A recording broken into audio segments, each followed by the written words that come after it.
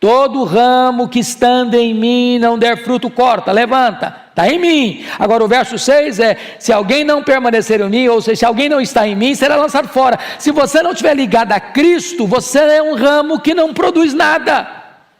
Então o ramo só tem dois propósitos: ou fruto ou fogo. Ninguém é salvo sem permanecer em Cristo. Ninguém é salvo fora de Cristo. Não há outro nome que você possa encontrar salvação a não ser no nome de Cristo. Então permanecer em Cristo é vital para a sua salvação. Os tempos estão sombrios, todos os sinais estão sendo dados. Acorde enquanto é tempo. Jesus está voltando. Volte para ele antes. O mundo nos engana, mas a verdade é uma só: desde o mundo nada se leva. Não se deixe mais ser enganado pelos emissários de Satanás. Nosso propósito aqui neste canal é te convidar, todos os dias, para essa reflexão.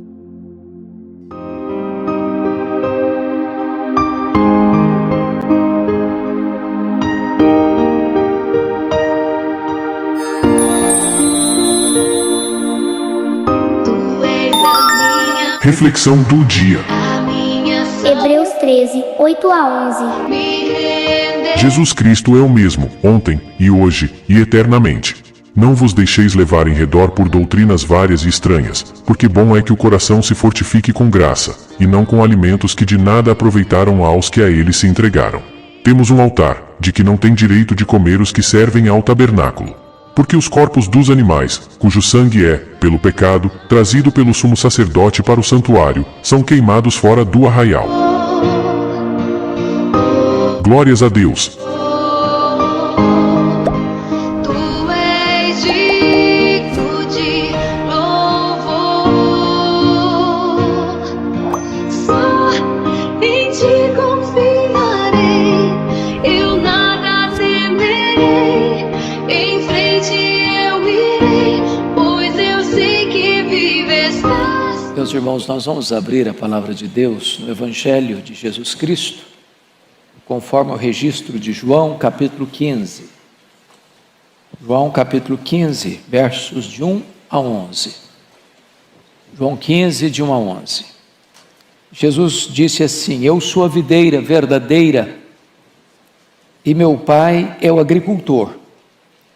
Todo ramo que estando em mim não der fruto, ele o corta. E todo o que dá fruto, limpa para que produza mais fruto ainda.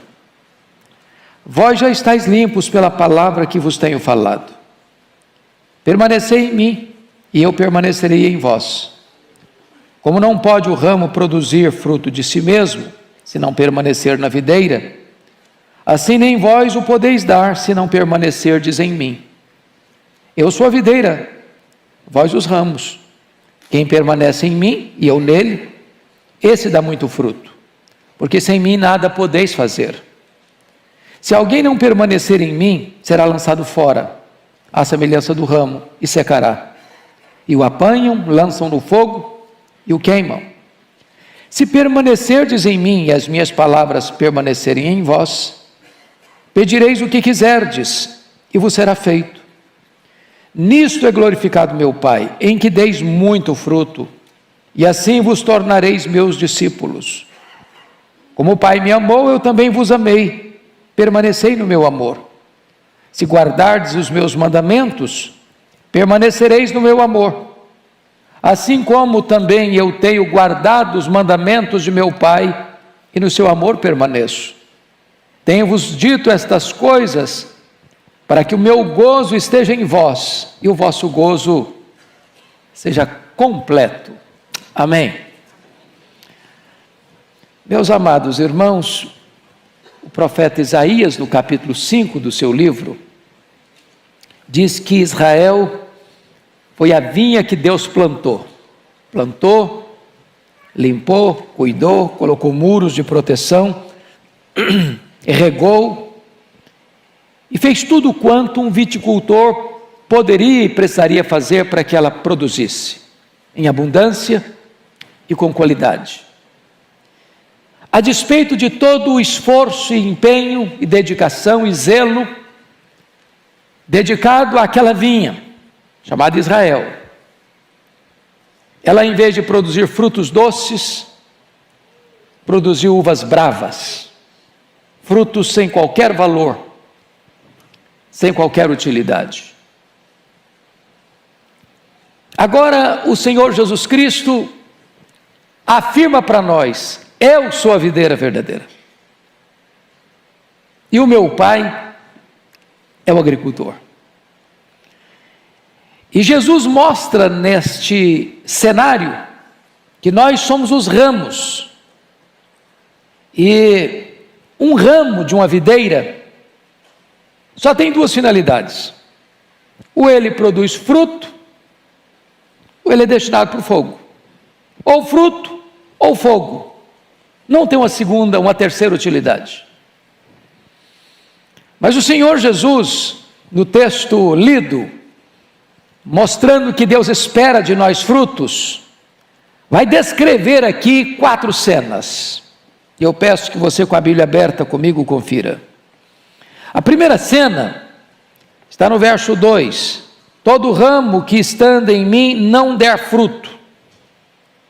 Então há uma ideia aqui de um ramo que não está produzindo fruto nenhum, não dá fruto.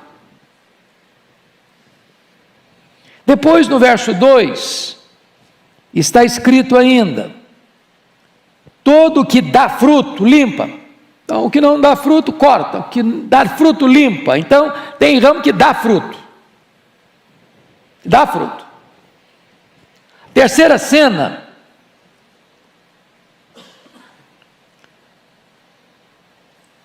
traz ainda no verso 2: o que dá fruto limpa para que produza mais fruto ainda. Então você tem não fruto, fruto e mais fruto. Então quem está produzindo fruto pode produzir mais fruto. Mas olha o verso 5: eu sou a videira, vós os ramos, quem permanece em mim e eu nele, esse dá muito fruto. Então tem gente que dá fruto, tem gente que pode dar mais fruto, mas tem a possibilidade de produzir muito fruto. E no verso 8, está escrito: nisto é glorificado meu Pai, em que deis muito fruto. Você e eu somos ramo, enxertados na videira. A videira é Cristo. A pergunta é: quem somos nós nesta noite? Esta é uma autoanálise, esta é uma autoinvestigação. Nesse aspecto, como você se classificaria? Nenhum fruto? Fruto? Mais fruto? Ou muito fruto? Então, o Senhor Jesus Cristo vai dizer no capítulo 15, verso 16, algo muito interessante. Eu peço que você leia em voz alta comigo esse versículo. Vamos juntos? Não fostes vós que me escolhestes a mim, pelo contrário, eu vos escolhi a vós outros, e vos designei para que vades e deis fruto, e o vosso fruto permaneça, a fim de que tudo quanto pedirdes ao Pai em meu nome, Ele vos conceda. Então, quando o Pai escolheu a você e a mim, Ele nos escolheu e Ele nos designou. É um chamado e um envio. E nesse envio, o que Ele espera de você e de mim é darmos frutos. Ele nos escolheu para isso. Então, se assim como Israel foi plantado como vinha e havia uma expectativa de uvas boas e não de uvas más, bravas, Deus espera de você e de mim, já que Ele nos escolheu e nos enviou para isso, que você e eu possamos produzir frutos. Dito isto, à guisa de introdução, vamos à análise do texto. Primeiramente, vamos pegar esta imagem, ou esta ideia do verso 2. Todo ramo que estando em mim não der fruto. O que significa isso? Bom, esse versículo foi interpretado de 3 maneiras. Primeiro, Jesus estaria se referindo aqui apenas a um crente nominal. Aquele crente que é crente de nome, de rótulo, que é membro da igreja, que foi batizado, que está matriculado na escola dominical, que talvez até exerce algum cargo na igreja, mas ele não nasceu de novo. Ele nunca experimentou o toque regenerador do Espírito Santo. A união dele com Cristo é apenas formal e nominal. Ele só tem nome que vive, mas está morto. Pois onde não há fruto não tem vida. Essa é a primeira interpretação. A segunda interpretação desse texto é que o que não dá fruto corta. É como se uma pessoa fosse salva e agora, já que não deu fruto, corta e perdeu a salvação. Bom, nós não subscrevemos essa teologia, esse entendimento de que salvação possa se receber e se perder. Você possa estar salvo de manhã e perdido de noite. Então nós achamos que esta proposta ela está descartada. A grande pergunta no texto é o que significa isso? E talvez a melhor forma de interpretar o versículo 2 é pegar a palavrinha que está aí: todo ramo que estando em mim não der fruto, ele o corta. O corta, essa palavra corta, na língua grega, ela é muito curiosa, porque penso ser ela a chave hermenêutica para entender o texto. A palavra grega aqui é a palavra airó. E esta palavra, nas vezes que aparece, ela não significa passar a tesoura e cortar e seccionar. Esta palavra, ela aparece em outros textos, como lá em Mateus 14, para recolher os pães que sobraram na multiplicação. Foi levantar e recolher os cestos. Jesus não queria desperdício. A palavra ali, recolher, é airó. Esta palavra foi usada, por exemplo, para carregar a cruz. Quando Simão carregou a cruz, ali não é cortar, é levantar, é carregar. Essa é a mesma palavra que aparece em João 1:29. Eis o Cordeiro de Deus que tira o pecado do mundo. Então, o que na verdade Jesus está querendo dizer com esta expressão? Do verso 2: todo ramo que estando em mim não der fruto, ele o corta. Bom, então vem a terceira interpretação, e eu estou inclinado a pensar que ela é a melhor proposta hermenêutica para entendermos esse versículo. A ideia aqui é a ideia de levantar. O ramo da videira, ele tem a tendência de crescer e rastejar, ele ir para baixo, e se ele rastejar, ele vai ficar coberto de poeira. Se houver chuva, ele vai ficar coberto de lama, e tanto coberto de poeira quanto coberto de lama, ele não vai produzir. Qual é o papel do viticultor? Qual o papel daquele que está cuidando desta vinha? Jesus diz: eu sou a vinha verdadeira, sou a videira verdadeira, meu pai é o agricultor.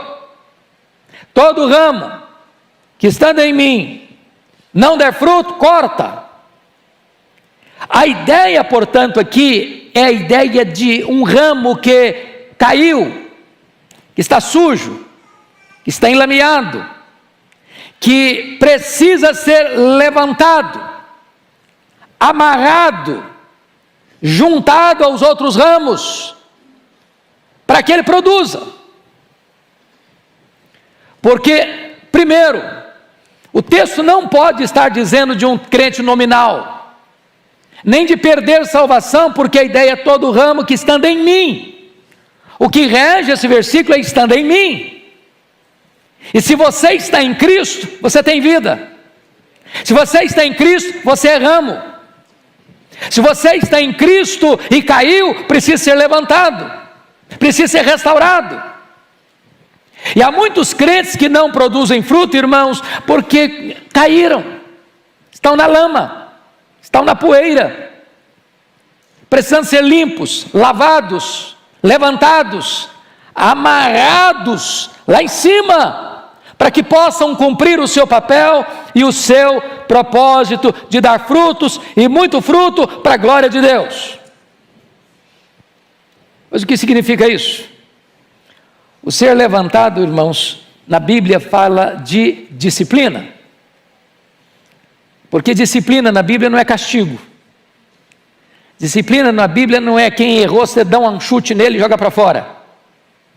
Um viticultor nunca corta e joga fora um ramo. Não, o ramo é útil, ele é importante, é ele quem vai produzir fruto. A vinha foi plantada com esse propósito, de produzir fruto. Então o que ele faz? O que Deus faz com um crente salvo pela graça, que caiu e não está produzindo fruto, porque está sujo, está cheio de lama, precisa para recuperar? Deus levanta, e levanta através de quê? Da disciplina. A disciplina é limpá-lo, é levantá-lo, para que ele viva de uma maneira frutífera para a glória de Deus. Agora, a disciplina, irmãos, não é agradável. No momento ela dói, no momento ela machuca você, mas a melhor maneira de entender disciplina é saber o que é ser pai e mãe. Eu pergunto a vocês, que pai e mãe disciplinam um filho com alegria? Umas palmadinhas, embora hoje está bem proibido, mas a gente dá assim mesmo, né? Quando precisar. Agora não dá mais, porque meus filhos já cresceram, mas quem pai tem na idade certa aí, faz mal nenhum. Mas ninguém faz isso com alegria. Estou falando de espancar, estou falando de machucar, estou falando de disciplinar. E Deus diz assim: se você não é disciplinado, você não é filho, você é bastardo. Você não passa na rua e vê um menino rebelde, para o carro e dá uma disciplinada nele, não. Faz isso não, que é loucura. Ele é seu filho. Mas você está em casa, sentado à mesa, aí o menino pega o copo de suco e bate na mesa: não quero esse suco. Ah, que bonitinho, ele é independente, ele tem opinião própria. É assim que pai e mãe reagem? Que menino inteligente, olha aí, ó, sabe fazer suas escolhas, já é firme desde criança. Ou você dobra esse cipó, ou você vai ser dobrado por ele. Se não aprendeu em casa, vai aprender com a chibata da polícia. Então, quando um pai e uma mãe disciplina, não é porque não gosta, é porque ama. É para que ele seja uma pessoa de bem, para que ele seja uma pessoa que tenha respeito, que tenha princípios, que tenha valores, que aprenda o certo, que evite o errado. Então, quando Deus nos disciplina, é para o nosso bem, é fruto de justiça. Ele nos corrige para que a gente tenha deleite na alma, prazer nele, prazer na santidade.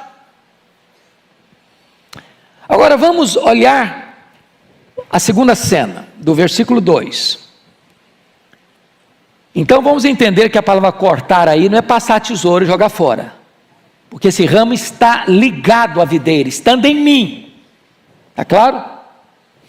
Agora a segunda parte: e todo que dá fruto, limpa para que produza mais fruto ainda. Ou seja, você produz fruto, mas você pode produzir mais. Ô gente, todo agricultor, ele procura sempre meios e formas de maior produção. Eu vou visitar a minha família lá na roça, no interior do Espírito Santo, e eu fico muito feliz, porque eu tenho 2 sobrinhos hoje, muito inteligentes, muito articulados, muito estudiosos na área da agricultura, e vejo que as lavouras de café que eles têm, são as que mais produzem na região.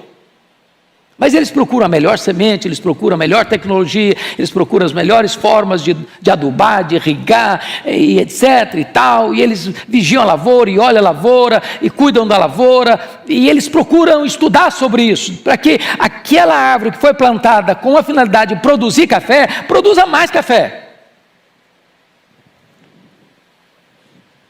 Então, o que significa isso? Limpa para que produza mais fruta ainda. Bom, a ideia de limpar, irmãos, é a ideia da poda. Eu achei muito curioso, porque eu fui para a lavoura agora, foi um período de chuvas, as lavouras estão lindas, maravilhosas, mas se você chega lá, a árvore fica luxuriante demais, folhuda demais, com ramos demais. Aí vai lá e arranca aquela parte mais viçosa. Falei, como? Não pode, deve. Senão vira vareta pura.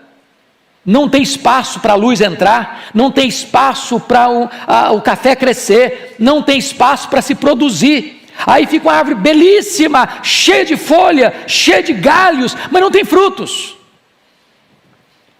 Então sabe o que Deus faz com a sua vida, com a minha vida? Que às vezes a gente começa a ficar muito bonitão, sabe? Você fica assim, importante demais. De repente você fica cheio de folhas demais, de galhos demais. E aí as pessoas admiram a sua beleza, admiram a sua pujança, admiram a sua inteligência, admiram a sua sabedoria. E Deus vai lá com a tesoura, e tesoura aqui, tesoura ali, tesoura acolá, e vai podando, e vai podando. Eu falei, Deus, está doendo. Vou podar, meu filho, eu sei o que eu estou fazendo, eu estou querendo frutos, mais frutos na sua vida. Então entenda isso, Deus está com a tesoura na mão, chora não, esperneia não, Deus está querendo mais frutos na sua vida. Veja bem, Deus nos disciplina quando nós estamos fazendo alguma coisa errada. Nós fomos para o chão, para a lama, para a poeira, Ele nos levanta. Mas Deus nos poda não porque estamos fazendo a coisa errada, porque estamos fazendo a coisa certa. Mas Ele quer que a gente seja mais produtivo no seu reino, tirando qualquer coisa que tire de nós a seiva para produzir mais, coisas que vão nos distrair, coisas que vão nos atrair, mas vão tirar o nosso foco, que é produzir fruto. Então Deus passa a tesoura e nos poda. E aí você vai perceber, irmãos, que essa poda seria, diríamos hoje, as provações da nossa vida que vêm, e na hora você não entende. E eu estava lendo esta semana, pastor Arival, acerca do Davi, e talvez uma coisa boa, essa semana passada eu fiz isso, eu peguei a história do Davi, e dei uma lida nela, assim, numa sentada só. E é um conselho que eu dou para os meus irmãos. Às vezes você está lendo a Bíblia, lê um versículo hoje, aí semana que vem você vai ler outro versículo, não tem nada a ver com aquele que você leu primeiro. Aí você nunca conecta os fatos, você nunca junta os elos, as correntes. Dá uma lida numa sentada só na história do Davi. Você encontra o Jessé na casa o Samuel na casa do Jessé para ungir um filho rei. Aí entorna o azeite na cabeça dele, e ele podia pensar, bom, agora estou com a faca e o queijo na mão. Pronto, agora sou rei. Olha, mas ele matriculou-se, foi numa escola de deserto, de luta, de dor, de sofrimento, de perseguição. Falei, mas Deus, não estou entendendo, o cara é ungido rei e começa a sofrer? Por que então ungiu o rei? Mas se Davi não tivesse as lutas que teve, as provas que teve, as dores que teve, as perseguições que teve, os enfrentamentos que teve, ele não seria o Davi. Você e eu não teríamos os salmos que nos encantam até hoje. Ele não teria sido a bênção que ele é para o mundo ainda hoje. Então, Deus passa a tesoura na gente. Não é porque Deus odeia a gente, não é porque Deus não gosta da gente, é porque Deus diz, meu filho, eu quero que você produza muito fruto, e eu quero que você inspire as novas gerações a produzirem fruto. Leia a história de Paulo. Paulo não seria Paulo se não tivesse passado o que passou. Leia a história dos homens de Deus, como Moisés, como Elias, e eles não teriam sido os homens de Deus que foram, se eles não tivessem recebido a tesoura de Deus. Não é porque estava andando em pecado, Paulo não estava passando as lutas porque estava andando em pecado, Elias não estava passando as lutas que passou porque estava andando em pecado, Moisés não estava passando as lutas que passou 40 anos no deserto, aliás 40 anos, 40 depois, porque estava vivendo em pecado. Mas você só admira Moisés, você só admira Elias, você só admira Paulo, você só admira Davi, porque Deus tratou com eles, para que eles produzissem muito fruto para a glória de Deus. É isso que Deus está fazendo com você e fazendo comigo. Mas agora vamos ao que está escrito, por gentileza, ainda no verso 2, para que produza mais fruto ainda, e é o versículo 5 desse texto. Quem permanece em mim e eu nele, esse dá muito fruto. E aqui, irmãos, a ideia que vai reger o texto agora é o verbo permanecer. Esse verbo, só nesses 11 versículos, vai aparecer 10 vezes. 10 vezes. O que Jesus está querendo nos ensinar nesse texto? É que Ele está mais interessado em quem nós somos do que no que nós fazemos. Mais ainda, a chave da virada do entendimento é: você não tem condições de produzir muito fruto por você mesmo. Não é o seu dom, não é a sua inteligência, não é a sua capacidade, não é a sua desenvoltura, não é as suas estratégias, não são os seus recursos. A seiva para produzir fruto não vem do ramo, vem da videira, vem do tronco. Então o segredo é você estar conectado ao tronco, permanecer em Cristo. Se você permanece nele, a seiva dele vem para você, e a seiva dele vindo para você, você produz muito fruto, e nisso é glorificado o Pai. Então, me permita agora destacar alguns pontos desta verdade preciosa. Primeiro, permanecer em Cristo é um imperativo e não uma opção. Olha o verso 4. Permanecei em mim. Aqui não está pedindo, não está solicitando, não está sugerindo, aqui está o quê? Ordenando. É uma ordem. Permanecer em mim. Agora, o que é permanecer em Cristo, irmãos? Nós estamos ligados inalienavelmente com Ele. Nós somos o corpo, Ele é a cabeça. Nós somos os ramos, Ele é o tronco. Mas aqui tem a ver com relacionamento, com intimidade, com comunhão. Como é que é a sua vida depois do domingo? Amanhã começa a segunda-feira. Você tem uma rotina de trabalho, de estudos, de viagens, de conferências, de labor. Nesse interregno, até o domingo que vem, como é que é a sua vida? Vida de oração, meditação da palavra, de adoração, de testemunho. Você dá uma desligada? Você chega em casa agora e bota a sua Bíblia numa prateleira, até domingo que vem para pegar de novo? Ou sua vida devocional é intensa dentro da sua casa? Permanecer em mim. Segundo lugar, veja comigo por favor, versículo 6, permanecer em Cristo é vital para a salvação, porque olha o verso 6, se alguém não permanecer em mim, será lançado fora, a semelhança do ramo, e secará, e o apanham, lançam no fogo e o queimam. Veja a diferença do verso 6 para o começo do verso 2, todo ramo que estando em mim não der fruto, corta, levanta, está em mim. Agora o verso 6 é, se alguém não permanecer em mim, ou seja, se alguém não está em mim, será lançado fora. Se você não estiver ligado a Cristo, você é um ramo que não produz nada. Então o ramo só tem dois propósitos: ou fruto ou fogo. Ninguém é salvo sem permanecer em Cristo. Ninguém é salvo fora de Cristo. Não há outro nome que você possa encontrar salvação a não ser no nome de Cristo. Então permanecer em Cristo é vital para a sua salvação. Mas em terceiro lugar, permanecer em Cristo é vital para produzir fruto. Olha o verso 4 e 5 comigo. Permanecei em mim e eu permanecerei em vós. Como não pode o ramo produzir fruto de si mesmo, se não permanecer na videira, assim nem vós o podeis dar, se não permanecerdes em mim. Eu sou a videira, vós os ramos. Quem permanece em mim, eu nele, esse dá muito fruto, porque sem mim nada podeis fazer. Então, nada de achar que você possa, por você mesmo, produzir alguma coisa. Você só pode produzir fruto se permanecer em Cristo. Sem Ele você não faz nada. Sem Ele você não é nada. Sem Ele você não consegue nada.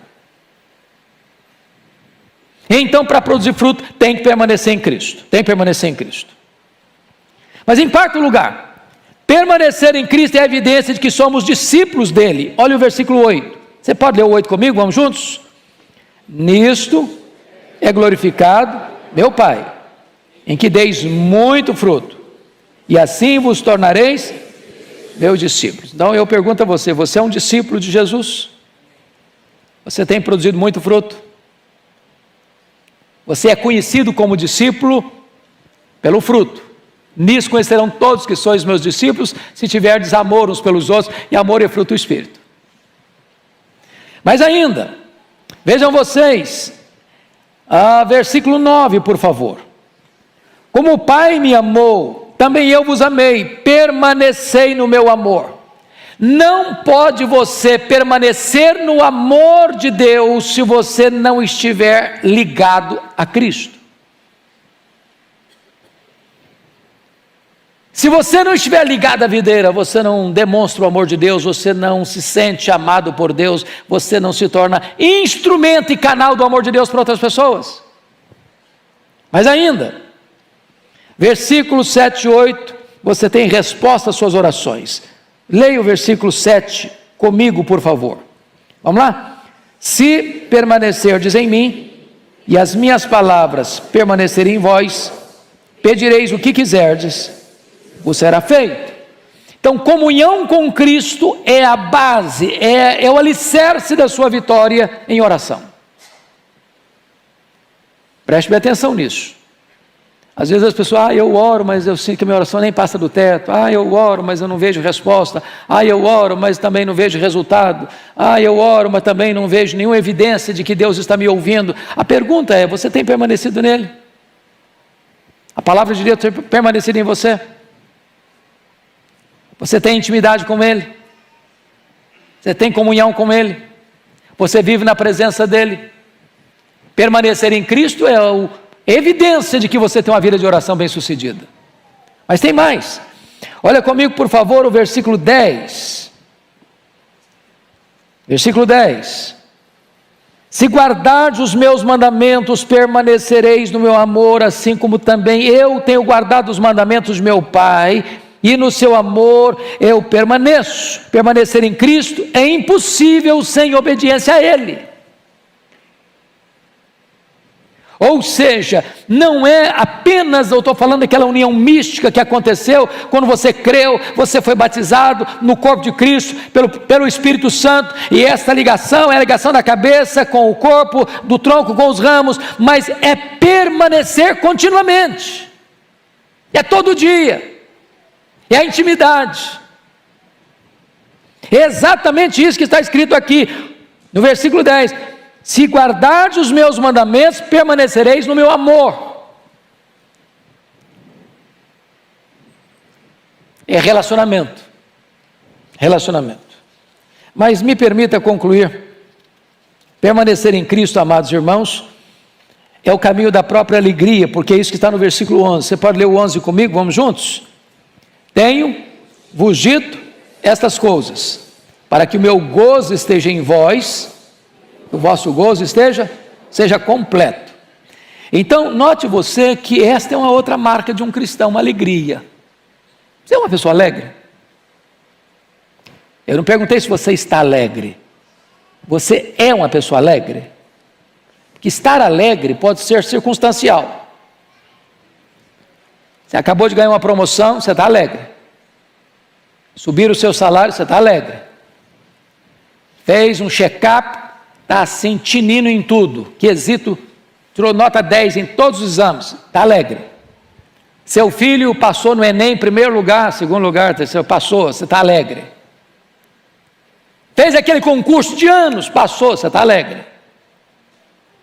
Arrumou uma namorada, aí está muito alegre. Circunstancial. Agora, não é isso que Jesus está tratando, não. Tenho-vos dito essas coisas para que o meu gozo esteja em vós e o vosso gozo seja completo. Está falando isso para quem? Para os apóstolos. Só para os 12. Está falando para a multidão, não. O que aqueles homens enfrentaram na vida? Foram promovidos? Aplaudidos onde foram? Paulo chegou a dizer, eles se foram considerados escória do mundo. Lixo do mundo, escória de todos. Sabe o que aconteceu com eles? Todos eles foram martirizados, todos eles. Exceto João, que foi banido para a ilha de Patmos, uma colônia penal. Mas leia a história deles. Eles não estavam tristes. Havia alegria. Alegria. Paulo escreve para Timóteo no corredor da morte, lembrando de Timóteo, o pastor expôs sobre isso, lembrando de Timóteo, dizendo, Timóteo, eu me lembro de você, as minhas lágrimas são tão grandes, me lembro da sua fé sem fingimento que habitou na sua avó, na sua mãe. Isso traz alegria para a minha alma, o cara está morrendo, está no corredor da morte, está feliz. É a alegria de Deus em você, é a alegria do Espírito Santo de Deus em você, é a alegria de você permanecer no amor de Deus. Então eu gostaria de concluir com aquela cena de Jesus, já no final do seu ministério, já na última semana da sua vida, onde ele sobe para Jerusalém na festa da Páscoa, e ele ia de Jerusalém para Betânia, aquele trecho ali que dá uns 10 quilômetros, e de repente, à beira do caminho, tem lá uma figueira, bonita, viçosa, luxuriante, e Jesus está com fome, e ele se aproxima da figueira, abre a folhagem, começa a procurar fruto, ele está com fome, quer comer, não encontrou nenhum fruto. Os estudiosos dizem que na figueira, os frutos vêm primeiro, depois vêm as folhas. Se tem folha, tem fruto. E aí Jesus, não encontrando nenhum fruto na figueira, ele amaldiçoou a figueira. Que me consta um milagre que Jesus Cristo fez para destruir. Mas a sua figueira, ela secou, da raiz até em cima. E o que Jesus quis nos ensinar com isso? O que quis nos ensinar com isso, irmãos, que nós não podemos fazer propaganda do que não temos. Ele não se agrada de folhas, ele quer frutos. Ele não se contenta com a aparência, ele quer realidade.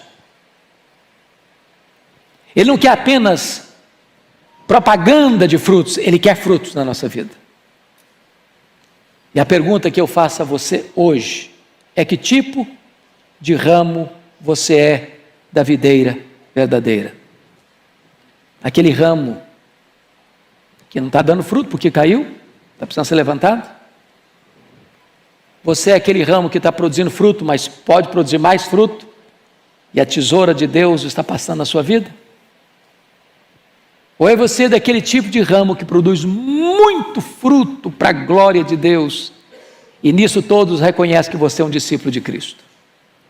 Que Deus nos ajude nesta noite a sermos frutíferos no reino de Deus. Que Deus abençoe a sua vida, a sua casa, a sua família, em nome de Jesus. Amém. Meus amigos e irmãos, as coisas mundanas, às vezes, nos faz sentir que estamos vivendo um mundo de felicidades. Não nos deixam enxergar a realidade e ainda nos mantém na escuridão. É preciso que alguém nos chame a atenção dessas coisas, que nos faça acordar para a verdadeira vida, vida essa, com Jesus. O momento de despertar é agora. Pare agora e pense nisso.